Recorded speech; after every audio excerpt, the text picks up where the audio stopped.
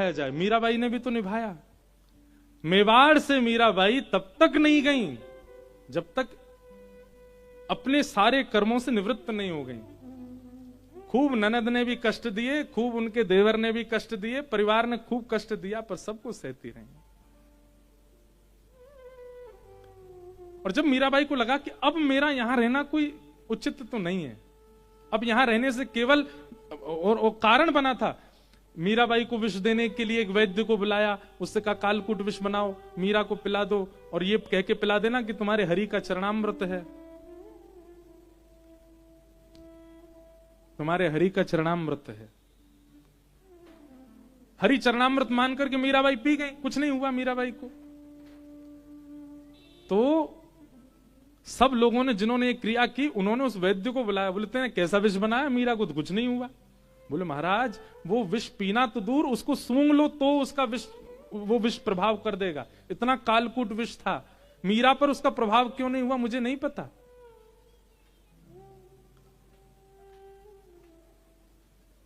सब लोगों ने कहा इसमें एक बूंद बचा है, अगर तुझे कुछ हो गया तो हम मान जाएंगे कि ये विष सच्चा था, और तुझे कुछ नहीं हुआ तो हम तुझे मार देंगे। वैद्य बोला दोनों तरफ मरना है मेरा, तो पी के कुछ हो गया तो मर जाऊंगा, और पी के कुछ नहीं हुआ तो ये मार देंगे। जैसे ही वैद्य ने मुख से लगाया, प्राण निकल गए, मुख में झाग आ गए। परिवार के लोग रोने लगे, मीराबाई से कहने लगे तुम्हारे कारण हुआ। तब मीराबाई ने ठाकुर जी का रात भर संकीर्तन किया, और ठाकुर जी, वो पद बहुत सुंदर है, मुझे ढूंढना पड़े, बहुत समय लगे, नहीं तो मैं गाता। मीराबाई ठाकुर जी से कहती हैं, नाथ जिस प्रकार मुझ पर कृपा करते हो इस पर भी कृपा करो, एक बार कर दो, फिर उसके बाद कभी ऐसी प्रार्थना नहीं करूंगी। और मीराबाई रात भर संकीर्तन करती रही। द्वार पर शव पड़ा है उस वैद्य का, उसका परिवार पूरा बैठा है, और मीराबाई के संकीर्तन से प्रातः होते ही जो नीला पड़ गया था वो स्वस्थ हो गया, और उठ करके बैठ गया वैद्य। ठाकुर जी ने स्वस्थ कर दिया। उसी समय मीराबाई बोली अब मुझे कष्ट हो रहा था तब तक तो मैंने सब सहा, मेरी वजह से किसी और को हो रहा है, अब नहीं। तो गोस्वामी जी को पत्र लगा, तो गोस्वामी जी ने कहा कि तजियता ही कोटि वैरिसम यद्यपि परम स्नेह, जाओ। तब मीराबाई गई मेवाड़ से, तब तक नहीं तो मीराबाई रही यहीं पर ही। तो व्यवहार निभाना, तो हम लोगों में नाटक करना बहुत अच्छा आता है। हम लोग बाकी चीजों में भले ही गुण हम लोग श्रेष्ठ हो अश्रेष्ठ हो, नाटक में हम लोग बहुत श्रेष्ठ हैं, बहुत बढ़िया नाटक करते हैं हम लोग। भगवान ने एक कला दे के भेजा है हमको। जो नाटक ठाकुर जी के सामने कर रहे हो वो नाटक संसार के सामने करने लग जाओ। एक संसारी होने का केवल व्यवहार मात्र करने लग जाओ, भीतर से पूर्ण रूपेण ठाकुर जी के रहो। इस प्रकार से निर्वहन कर सकते हो, एक तरफा रह करके। एक तरफा पूर्ण रूपेण रहो, व्यवहार जब आवे, संसार जब आवे तो नाटक करो वहां पे। हाँ हम तो भैया यहाँ के हैं, अरे वाह ब्याह में जोड़ा जोड़ी कितने बढ़िया लग रहे हैं, छोरा छोरी दोनों हैं। मनी मन सोच रहे हो कि हे प्रिया प्रियतम आपसे सुंदर कोई नहीं, पर उनके मुख पे जाके कह रहे हो आहा तुम्हारी नाक का तिल कितना बढ़िया, तुम्हारे गले का जेवर कितना बढ़िया। पर मनी मन क्या सोच रहे हो, हे श्यामाजू आपके रूप पर तो वारी जाऊं। अब ये तो व्यवहार मात्र है ना, करना पड़ रहा है। व्यवहार में रहने लगो, पर चित्त से एक तरफा हो जाओ। तन से कैसे भी रहो, चित्त से एक तरफा हो जाओ। इसको भी गलत मत ले लेना, महाराज जी कह गए तन से कहीं भी रहो, तो तन से भी वहां जाके वो सब ये भी तो तन ही तो खा रहा है, तन ही तो पी रहा है। मन से थोड़ी स्वीकार कर रहा हूं मैं, ला भाई एक गिलास बना दे, मन नहीं पिएगा मेरा, तन पिएगा। महाराज जी कह रहे थे कथा, ऐसा नहीं करना। बहुत कोट कर करके कथा करनी पड़ती है, क्यों कौन क्या अर्थ निकाल ले पता नहीं। तो एक बात हमारी ध्यानपूर्वक सुनिए, एक तरफा हो जाइए, या तो पूरे संसार के ही रहो या फिर यहां के रहो, दोनों तरफ रहोगे घाटे में रहोगे। और इसका प्रत्यक्ष प्रमाण श्री नंददास, एक विचित्र सी घटना है नंददास जी का जीवन चरित्र। श्री नंददास जी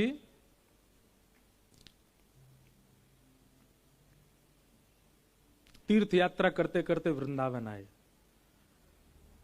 और वृंदावन में आकर के इतना मन लगा उनका कि ब्रज में ही बस गए, तो कहीं गए नहीं।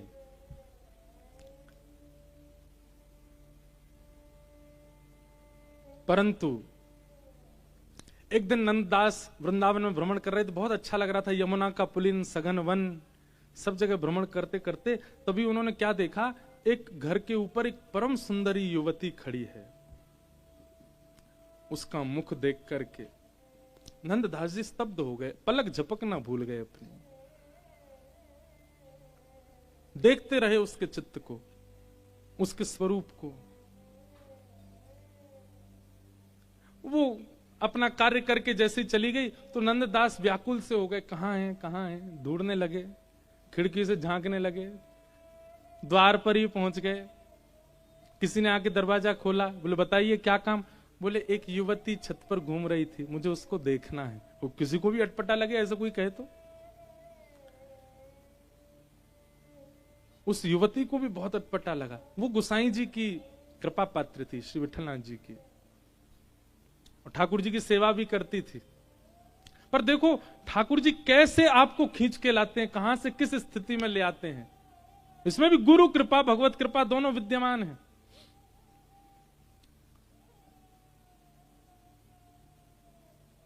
द्वार पर ही बैठ गए और नंददास स्वयं नहीं जानते कि वो ऐसा क्यों कर रहे हैं, उनको ऐसा क्या दिख रहा है उसके रूप में जिसके लिए वो वहां स्थिर होकर बैठ गए।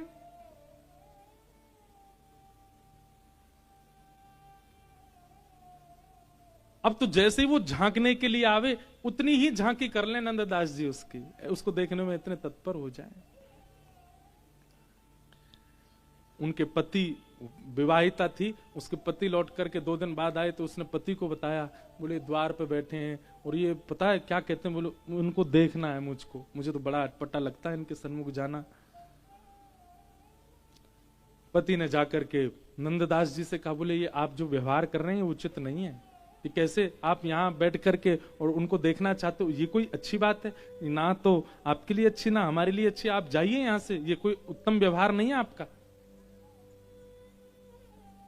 नंददास जी बोले मैं स्वयं जानता हूं, पर पता नहीं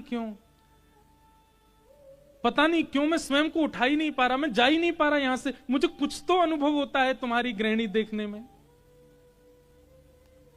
बड़ा विचित्र माहौल हो गया, क्या करें। तभी वो परिवार के लोग बोले, रात में इनकी झपकी लगेगी, हम लोग सब यहां से घर छोड़ के चले। इतना तक स्थिति आ गई, घर छोड़ के जाने को तैयार हो गए, अपना सब सामान बांधा और रात्रि में नंददास जी बस नेत्र बंद करके बैठे ही थे, तभी सब घर छोड़ छाड़ करके चले गए वहां से और श्री गोकुल पहुंच गए गुसाई जी के पास। और गुसाई जी से जाके कहा, यहीं बसा लो, यहीं हमको कोई व्यवस्था करवा दो, यहीं कोई घर की ऐसी व्यवस्था हो जाए, यहीं हम रह जाएं, हमको जाना ना पड़े। गुसाई जी ने पूछा, अच्छी बात है गोकुल बसने का मन आया तुम्हारा, पर कारण क्या है? कारण बताया। बोले ऐसे ऐसे एक विप्र हैं, तीर्थ यात्रा करते करते ब्रज रुक गए।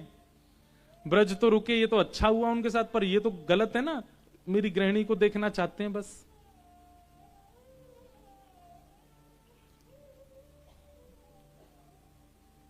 गुसाई विठलनाथ जी के तुरंत नेत्र बंद, ये देखो ये गुरु का स्वरूप, बहुत ध्यान से सुनना।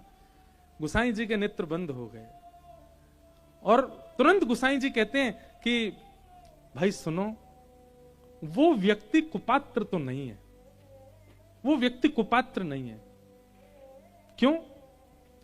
गुसाई जी कह रहे हैं, यदि वो कुपात्र होता, उसके चित्त में यदि मलिनता होती, तो उसके इस व्यवहार से तुम लोग घर छोड़ करके कहीं और जाते, पर उसके इस व्यवहार से तुम घर छोड़ करके गोकुल आ गए हो, धाम में प्रवेश मिला है, इसका मतलब उसका चित्त मलिन नहीं है। कितनी बड़ी बात, समझ रहे हैं बात को? अगर जीवन में घटने वाली कोई घटना आपको गुरु सन्मुख करती है, आपको धाम सन्मुख करती है, आपको वैष्णव सन्मुख करती है, आपको संत सन्मुख करती है, तो उस घटना की बारी बारी बलियां जाओ, बारी बारी बलिहारी जाओ, कि उसकी वजह से हम भगवत सन्मुख हो रहे हैं। भले ही वो एक घटना है, नाम उसका बुरा है, पर उसकी वजह से मिले सदगुरु, मिला धाम। और ऐसा कईयों के साथ होता है जीवन में। ऐसी कोई घटना या ऐसा कोई व्यवहार चित्त में आ जाता है या जीवन में घट जाता है जिसके कारण आप एक क्षण के लिए भगवत धाम, भगवत तीर्थ, भगवत उपासक बन जाते हो। वो घटना श्रेष्ठ है। और यहां गुसाई जी का स्वरूप भी देखो, ये गुरु का व्यवहार कितनी सूक्ष्म विचार किया गुसाई जी ने कि भाई उसका चित्त मलिन होता तो तुम घर छोड़ के कहीं और शहर में चले जाते, पर तुम घर छोड़ के तीर्थ आए हो, धाम में आए हो, गुरु शरण में आए हो। इसका मतलब घटना को अंजाम देने वाला व्यक्ति मलिन नहीं है। हां, उसके चित्त में निर्मलता तो है, पर मलिनता का एक चौका लगा हुआ है ऊपर। जैसे हीरा कोयले में रहता है, कोयला दूर कर दो, है तो मूल्यवान हीरा ही भीतर, बस बाहर के आवरण से कोयला दिखाई देता है। ठीक वैसे ही बहुत सुंदर मणि है, पर उसके ऊपर गोबर का चौका लगा दो, अब गोबर के चौके से वो दिखेगी मलिन, पर साफ कर दो तो है तो मणि, है तो मूल्यवान। ठीक वैसे ही गुसाई जी बोले उसका चित्त पर आवरण लगा है, वो आवरण दूर करना गुरु का काम है। आवरण यदि दूर हो जाए तो वो व्यक्ति मलिन नहीं है, क्योंकि उसके इस घटना से आप लोग भगवत धाम आए हो, तीर्थ में आए। बुलाओ, और श्री नंददास जी को बुलाया। नंददास जी को बुला करके जैसे ही गुसाई जी ने अपनी दृष्टि से नंददास को देखा है, केवल दृष्टि में, मैं कहता हूं गुरु कौन, आप प्रश्न सोच करके आए और गुरु से पूछ लिया, तो या तो आपके शिष्यत्व में कमी है या गुरु के गुरुत्व में कोई कमी है। अच्छा, एक बात और कहूं, गुरु के गुरुत्व में कभी कमी नहीं होती, शिष्य के शिष्यत्व में ही कमी है। आप प्रश्न सोच करके आए, पर गुरु सन्मुख आते ही आज्ञा नहीं हुई है, वचन नहीं हुए हैं, केवल देखते ही उत्तर प्राप्त हो जाए, समझ जाना यही सदगुरु हैं, यही हमारे गुरु हैं। चरण वंदन करो। नंददास आए तो बड़े उलझन में थे, पर जैसे ही नंददास गुसाई जी के सामने पधारे, गुसाई जी ने केवल अपनी दृष्टि से नंददास को देखा। नंददास को देखते ही नंददास ने एक बार पलक झपकी और जैसे ही नेत्र खोल करके देखा, संसार के सारे सुंदरता नीरस लगने लगी और सन्मुख विराजमान श्री जी बाबा अति सुंदर दिखने लगे। उनमें ही दृष्टि अटक गई नंददास की। अब तो बस वही दिख रहे हैं, ये देखो श्याम, ये देखो श्याम, यही तो है मेरे जीवन प्राण। नैनाभिराम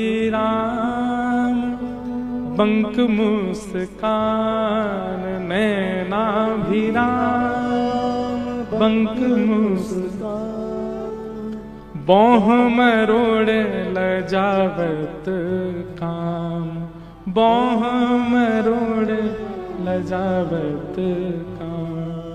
ये देखो श्याम, ये देखो श्याम, यही तो है मेरे जीवन प्राण। ये देखो श्याम, ये देखो श्याम। बस उसी समय एक और सखा प्राप्त हुए, श्री नंददास। नंददास जी ने खूब सुंदर सुंदर पद रचना की। तो एक तरफा हो जाओ, वहां भी यदि परिपूर्ण हो ना, तो कभी गुरु दृष्टि पड़ेगी, तो गुरु दृष्टि पड़ते ही वहां उस अवगुण, देखो हमारे अंदर अवगुण कुछ नहीं है, बस वह अवगुण बंधा कहां है, वह गुण जो है वो बंधा कहां है, उस स्थान से अवगुण और सद्गुण होता है।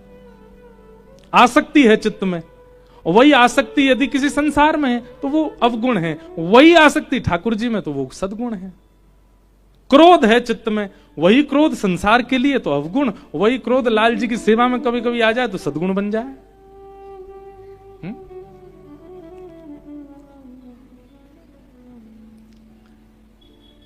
वही मोह संसार में है तो दोष है, वही ठाकुर जी में जाए तो गुण बन जाए। दोष और गुण का आकलन केवल हमारी स्थिति जो है वो कहां है उससे होता है। और दोनों तरफ कर रखी हैं, यहां पे भी वहां पे भी, कैसे काम चलेगा? एक तरफा हो जाओ। और एक बात और कहें, एक तरफा होने की संभावना नहीं है, एक तरफा होने का मन नहीं बन पा रहा, तो विचार करो, क्या वो इतना जरूरी है कि उसके बिना आप रह ही नहीं सकते? क्या वह इतना आवश्यक है कि अब आप इतने वर्ष के हो गए, यहां पे अधिकतर सब लोग जितने भी बैठे, छोटे छोटे बच्चे तो होंगे, पर अधिकतर सब 20-25 साल से ऊपर के बैठे हो। दे तो दिया आपने 25 साल, और कितना दोगे उस भाव को? बस हो गया, अब आ जाओ इस तरफ और पूरे पूरे आओ। हम एक बात कहते हैं, हमारे ठाकुर जी की गणित बड़ी कमजोर है, हमारे लाला की मैथमेटिक्स बहुत कमजोर है। आपने ठाकुर जी से कही, ठाकुर जी बोले हाँ जी बोलो। हम आपकी तरफ 60% हैं और संसार की तरफ 40% हैं। ठाकुर जी के भैया कहा बोले, यशोदा मैया ने गुरुकुल ना भेजो मुंह को पढ़वे काजे, मुंह पे गणित ना आवे, मुंह पे तो केवल एक ही बात आवे, 0 आवे और 100 आवे, बस यही समझ में आवे। ये 40, 50, 60 ये कौन सी गिनती है मोह ना पतो? या तो 0 आवे या पूरो 100 आवे। तो हम कहते हैं, हमारे ब्रज के संत कहते हैं, ठाकुर जी कह रहे हैं पूरो दो और पूरो ले जाओ, बिल्कुल मत दो और बिल्कुल मत लेके जाओ। ये हिसाब आता है ठाकुर जी को। आप ठाकुर जी से हिसाब करोगे, 40 आप 60 संसार, ठाकुर जी के भाज जाए आते, मुझे मत बतावे, मेरा दिमाग घूम जाएगा, इतनो नाम मुझे गणित ना आवे। पूरे दो, पूरे ले जाओ, एक तरफा हो जाओ भैया। हम बिल्कुल मना नहीं कर रहे संसार के हो जाओ, पर हो जाओ, एक तरफा ही रहो। ये दोनों तरफ रहना आप अपना घाटा कर रहे हो। अब तक की बात पुरानी, अब नई बात। यहां जितने बैठे हैं, अब सब लोग गांठ बांधे ही लो, अब ठाकुर जी के ही रहो, काहे को जानो वहां पे, वो ऑप्शन देना ही नहीं है। जैसे केबीसी आता ना, कौन बनेगा करोड़पति, उसमें एक 50-50 लाइफलाइन होती है, उसको एक्टिवेट करते ही 2 ऑप्शन गायब हो जाते हैं। कथा में 50-50 वाली नहीं है, 100 वाली है, उससे सबरे ऑप्शन गायब हो गए, एक ही रह गया। क्या? श्री गिरधर लाल। बस अब यहां बैठे हो तो आज ही गांठ बांध लो, केवल लाल जी के रहेंगे और कोई के नहीं होंगे।